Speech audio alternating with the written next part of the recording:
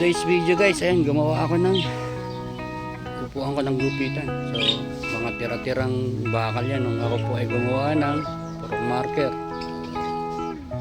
Medyo tabla lang din po ang ating ginawa. Ayan guys,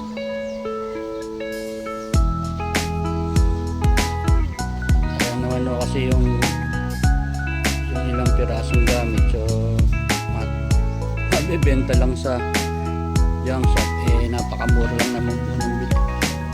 So naisipan ko po na gumawa ng isang upuan na gupit.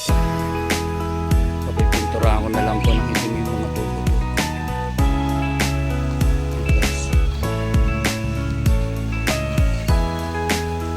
Mga pinagbaklasan din po tayo nito. Sayang naman din. So ginamit na po natin yan.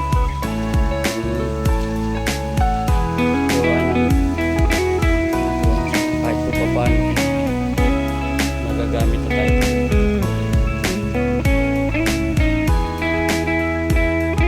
Pinturahan mo na lang po. Ayos naman.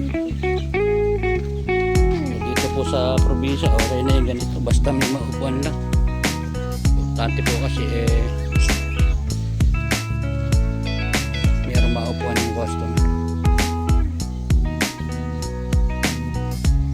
Ako pipinturahan ko na hindi alin ko lang po yun. Sayang naman din yung mga gamit.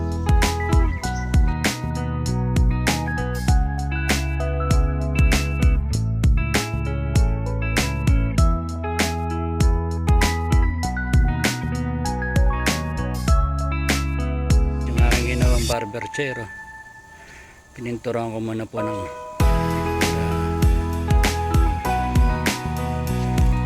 tutuyo po natin sa araw. Simple lang naman po yun. May magamit lang kung baga.